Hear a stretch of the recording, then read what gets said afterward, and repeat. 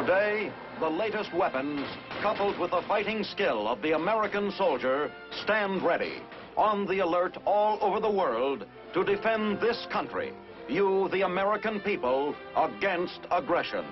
This is The Big Picture, an official television report to the nation from the United States Army. Now, to show you part of the big picture, here is Sergeant Stuart Queen. I wonder how many Americans realize what startling new methods in medical and surgical treatment are being developed for servicemen and their families.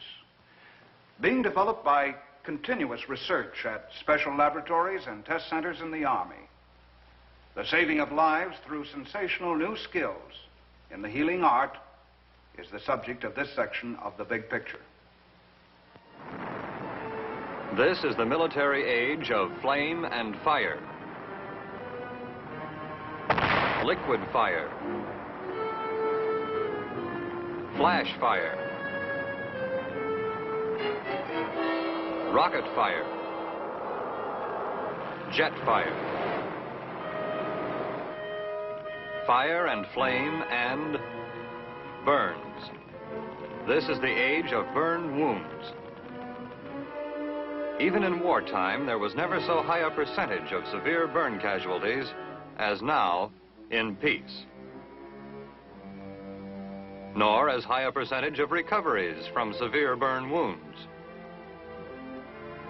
As the ratio of burns increased, the concern of the United States Army Medical Corps intensified. Out of the experience of Army medics and their imaginative research, there developed a group of Army experts in advanced, unique, and dramatically successful methods of burn treatment.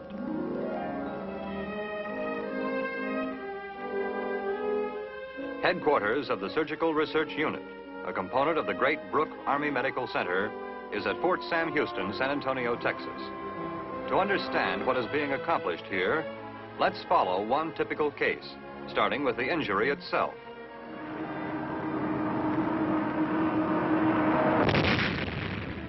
Lieutenant Jim Leeton smashed up in his Air Force jet plane.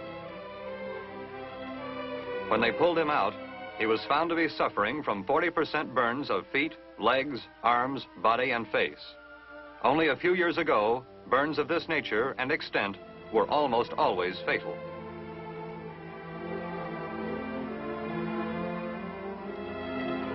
But with the new concept of burn treatment developed here, each day brought with it 24 healing hours. And within a magically short time, the patient was well on his way to recovery.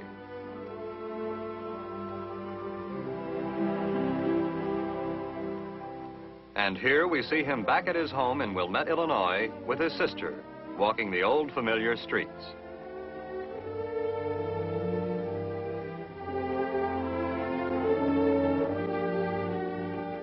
Back at the old familiar game, too, with his thankful mother looking on. Back at the old wood chopping workout, just as though second and third degree burns hadn't covered almost half of his skin surface.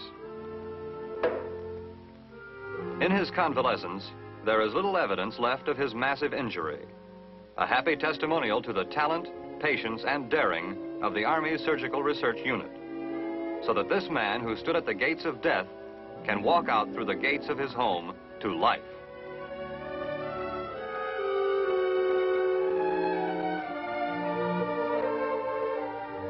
Perhaps you wondered how Lieutenant Leeton remained alive to reach Brooke Army Hospital from the distant airfield where he was so critically injured. All such cases start with a phone call to the Chief of the Surgical Research Unit from the scene of the accident. Medical men at the scene are instructed in emergency burn treatment, and all aspects of the case are carefully compiled.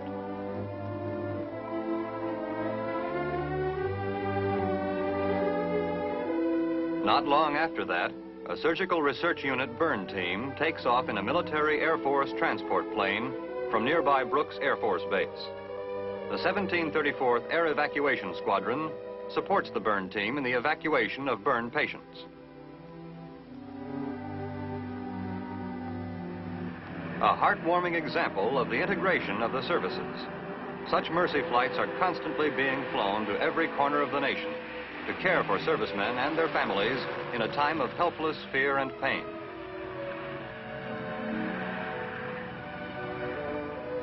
Arriving at their destination, the burn team go at once to their patient. Their special medical equipment accompanies them.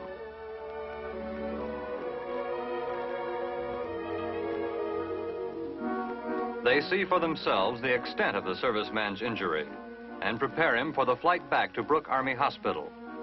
Every device known to or developed by the unit will be used to sustain him now and during the flight.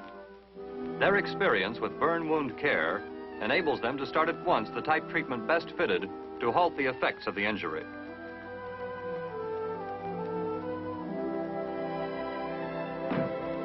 Then they prepare to return with their patient, who is receiving shock-allaying fluids, including whole blood.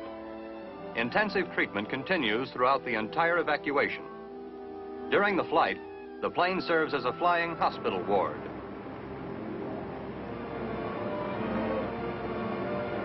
The burn team, 2 physicians, 2 nurses, and a corpsman give the patient the care at which each is an expert. This conception of a flying team of burn treatment specialists has prevented hours of suffering and saved many lives. On their return to Brooks Air Force Base, all is in readiness to receive the patient.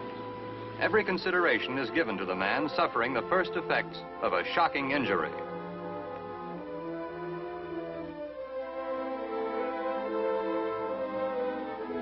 A waiting helicopter often becomes the ambulance in which the burn victim is whisked from airfield to hospital.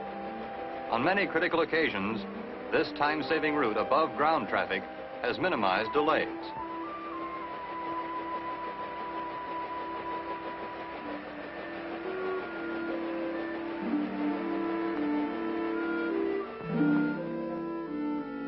Hurried into the hospital, the patient at once comes under treatment.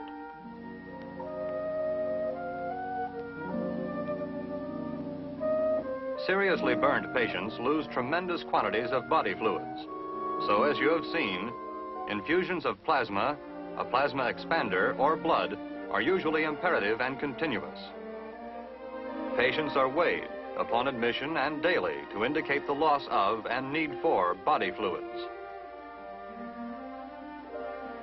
A fluid calculator helps in computing the amount of fluids needed in the treatment of burn shock.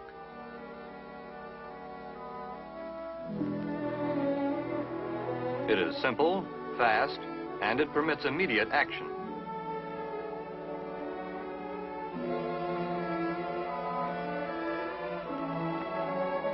No time is lost.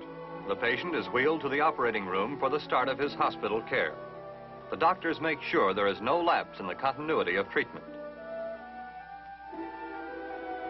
In the treatment of burns involving approximately half of the body, the patient who a few years ago was doomed now stands a good chance of recovery.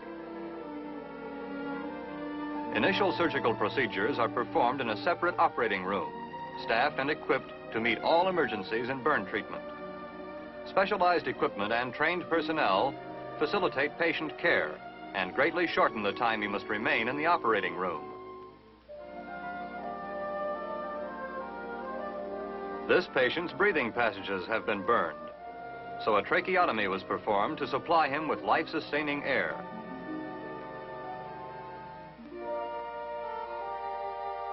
Near the hospital is the ultra-modern laboratory building. New concepts in care and cure are originated in these laboratories. In bacteriology,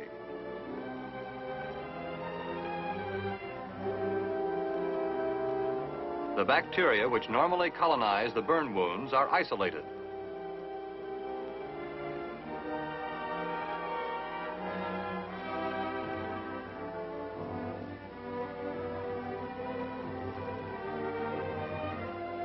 Then they are identified so that the miracle antibiotic drugs can be used effectively.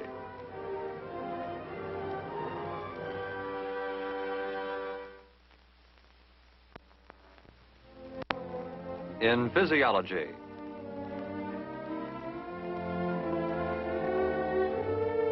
To help the patient's defense mechanism combat the crippling effects of burns, new drugs and new methods are continually being investigated.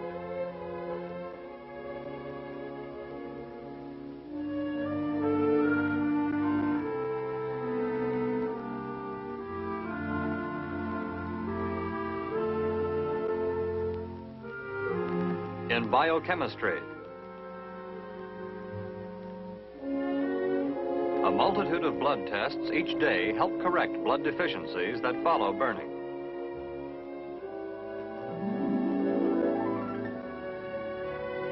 In the radioisotope section,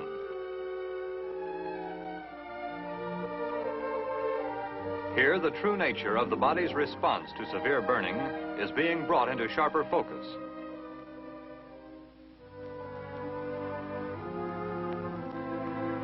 Advances in patient care include pioneering in the use of exposure in burn wound treatment and in methods for using donor skin grafts to save the lives of severely burned patients. Only skin grafted from the patient himself or his identical twin will be retained permanently on the wounds, but grafts from other bodies temporarily close the open wounds and serve approximately 30 days. By this time, the patient has improved sufficiently to withstand the cutting of grafts from his own body. He has shown photographic proof of his bettering condition. His improvement then becomes rapid, and his morale keeps pace.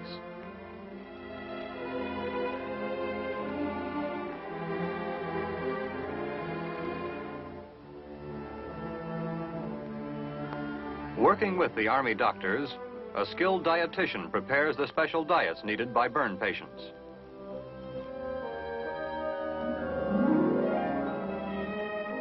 Highly trained chefs prepare and serve them.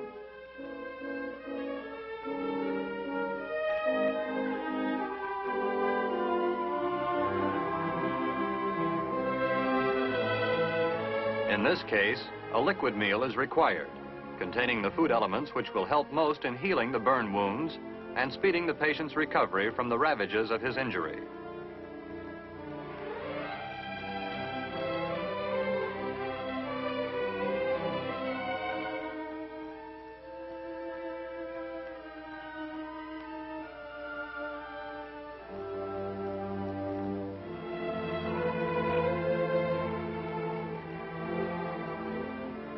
But the mission of the unit embraces not only patient care and research, it also includes teaching.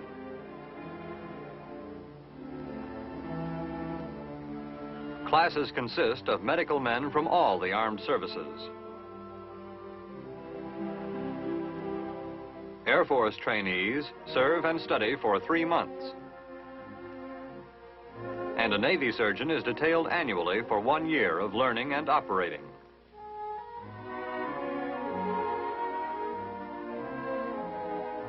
Care for the emotional life of the patient is part of his treatment and cure. His relatives and friends are welcomed, for their presence is medicine for his morale. No matter what his religion, the patient is encouraged to find in it the faith to sustain him through his convalescence.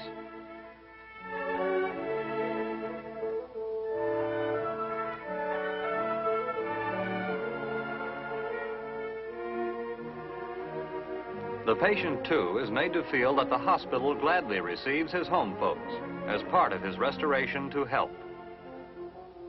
He is encouraged to keep in touch with them. Recognizing that burns are the most devastating and frightening of injuries, the Protestant women of San Antonio have organized not only to comfort patients, but also those who come to visit them. Working with their chaplain, they bring religious faith to the burn victims and diverting activities to their saddened relatives. San Antonio's historic shrine, the Alamo, interests and relaxes the visitors.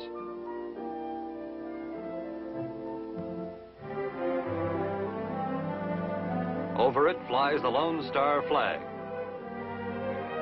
And at the entrance, the Alamo, 1718, Mission, Fortress, Shrine, cradle of Texas liberty. So visitors forget their tensions, and their more cheerful mood cheers and helps the patients. An example of burn treatment given servicemen's dependents is little Joyce West, here swathed in bandages under the bed covering and being comforted during her ordeal. She was cruelly burned in neck, body, and thighs. Here is Joyce today, on the left, cured and happy after her horrifying experience. Her injuries, a few years ago, would have meant certain death. If atomic warfare is ever visited upon our country with its inferno of searing flame, the experience gained in the Surgical Research Unit will contribute greatly to care of burn casualties and their rehabilitation.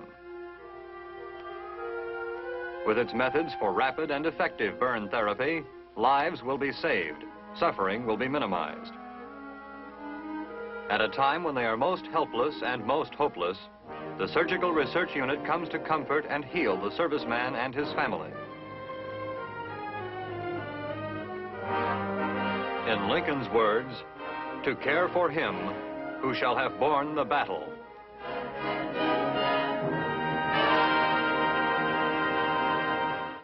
Yes, and the serviceman and his family receive this highest type of specialized medical skill at a time when nothing less will suffice to relieve suffering and save lives. Now our big picture cameras focus on what for them is an unusual subject. Another camera. The Army's new lightweight portable television camera. This camera is an example of just one more step forward in your Army's technological search for new equipment to do a better job in less time.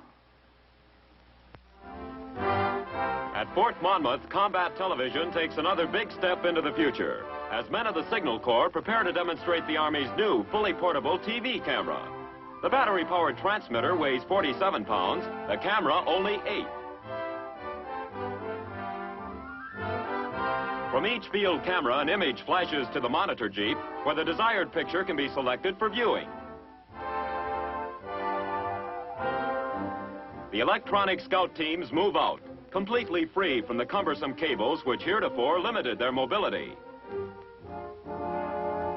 The teams are composed of 2 men, a cameraman and a rifleman who also carries a handy talkie radio for communication with the monitor jeep.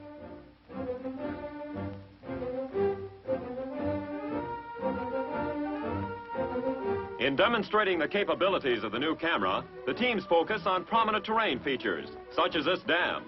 The word is passed, and back at the monitor jeep, a key is punched, flashing what the camera sees onto the screen. Another button calls up the image of a traffic artery, which is being covered by a second camera team.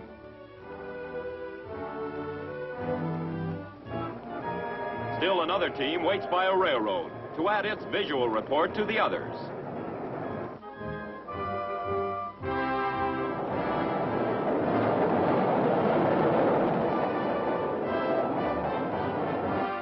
From the Jeep, the electronic roll call goes out and is answered by images from each camera team in its turn.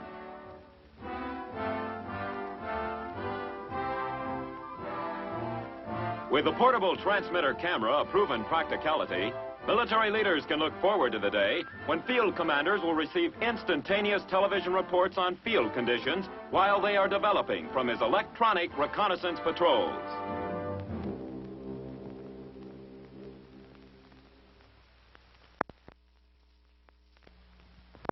Now let's turn our big picture cameras to the peaceful little town, Garmisch-Partenkirchen. It is here that a young American Army couple have chosen to spend a few days' leave. Let's join them for their alpine holiday. Nestled at the foot of these rugged peaks is a peaceful resort village called Garmisch-Partenkirchen, a favorite winter playground of Germany's Bavarian Alps, and a special favorite with service personnel based in Germany. People like Frank and Ann Miller, here for a few days' leave on an alpine holiday. Yep, that's us all right. We sure never thought we'd be taking a vacation in the Alps on my pay. But with the special rates they give service people up here, the budget took it with no complaint at all. Our first look around the village streets told us we'd made the right choice. At the end of World War II, the 10th Armored Division had its headquarters in this area. But there's nothing about the gaily painted buildings of today to remind you that there ever was a war. These paintings are in an Alpine tradition. Even the bowling alley had a mural. We arrived just after a snowfall, and everything was muffled and quiet. The tourist booklet wasn't kidding when it said, picturesque and refreshing. Then came the Zugspitze, the highest mountain in Germany. Here's where we took our first ride in a cable car. At the top, we found another good deal for service people. Here you can rent a complete ski outfit for $1 a day. Of course, while the attendant smiles at your better half, he may hand you a hat made for 2 other guys. But it's all in the game.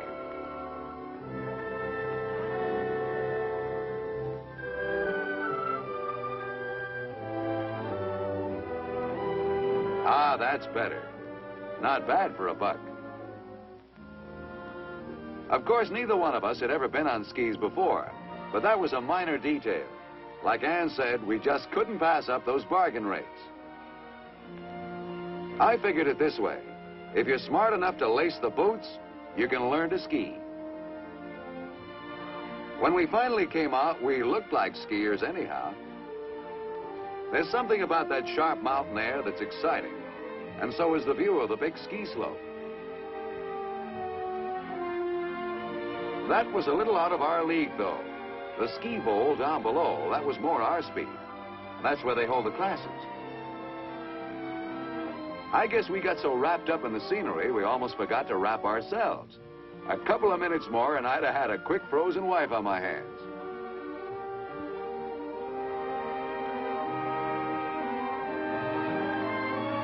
Now for the big adventure. The sign said beginners use cable car, and I guess that meant us all right. Maybe you could find 2 people to fit the description better, but I don't know where. Anyway, I never heard of breaking your leg in a cable car. The cable car is pretty much standard equipment on all the higher mountains of Europe. In addition to being darn practical, it gives you a ringside seat for the most spectacular scenery in the world.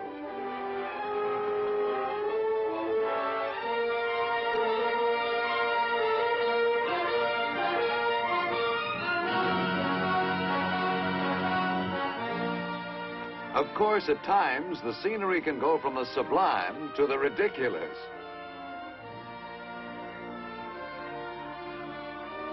Almost before we knew it, we were at the bottom again. Time to unload, get those skis on, and see about locating the ski instructor. Right off the bat, Annie got a little bit overconfident. What's so hard about this, she wanted to know. But before I could give her an answer, she had one of her own.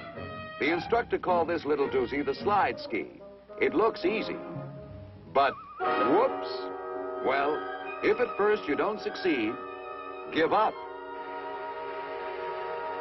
This isn't exactly by the book, but it shows the old girl knows how to use her head. Ah, but that's the trouble with wives. No sense of humor. Off she went mumbling about swell-headed males. Oh, well, it was chow time anyway.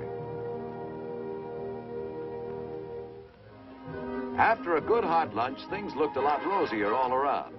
We dropped by to watch some real skiers in action. Some local people were gathered for a slalom competition, and they were good.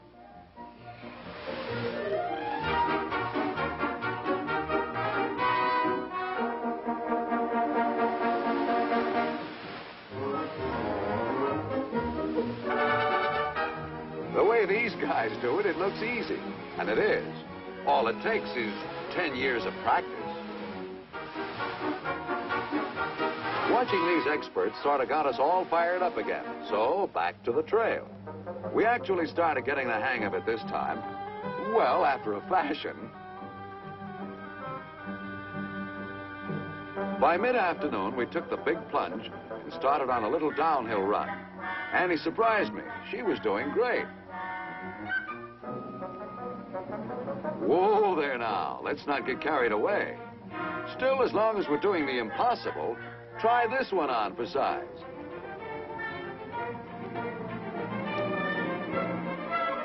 As the Indians said, how?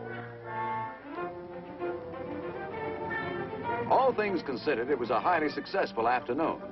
Though I think in the end we brought more snow back on us than we left out on the slope. Now there's an idea. After all that exercise, I could eat a horse. And I guess now's as good a time as any, because our spot by the fire seems to be taken. That's another thing about Garmisch. There's no age limit on ski fans. They come in all sizes and shapes and shapes.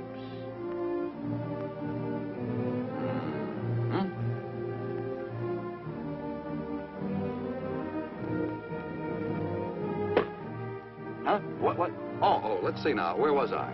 Oh, yeah. So after supper, one of the instructors joined us by the fireplace. I was all wound up about ski talk, and Annie, well, she was closing up shop for the day. But not before she agreed with me that when it comes to vacation spots, man, this is the end. We'll leave Frank and Ann Miller to enjoy their alpine holiday. A holiday made possible by the special rates and benefits offered to American service people overseas. Now, this is Sergeant Stuart Queen, inviting you to be with us again next week for another look at your Army in action on The Big Picture. The Big Picture is a weekly television report to the nation on the activities of the Army at home and overseas. Produced by the Army Pictorial Center, presented by the United States Army in cooperation with this station. You too can be an important part of the big picture. You can proudly serve with the best equipped, the best trained, the best fighting team in the world today, the United States Army.